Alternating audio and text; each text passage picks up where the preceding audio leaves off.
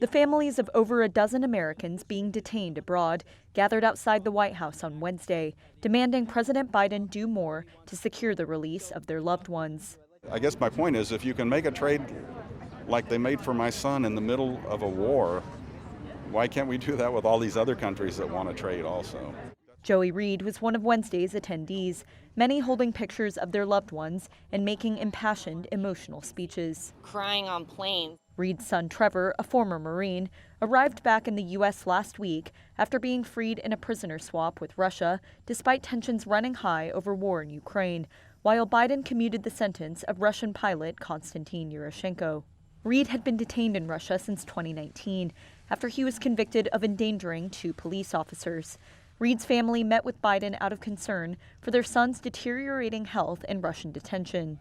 Take politics out of the equation, because that's what drives this whole thing. We believe that if the Republicans had not been on board for bringing Americans home, that the administration might have been slower to act. Now, everyone tells you in both administrations that politics don't come into these type of situations, but we know they do.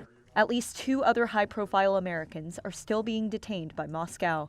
Basketball star and 2-time Olympic gold medalist Brittany Griner was arrested earlier this year for alleged drug charges, while another former U.S. Marine, Paul Whelan, has been detained since 2018 on spying accusations. Whelan's sister Elizabeth said Wednesday the family's patience was running thin.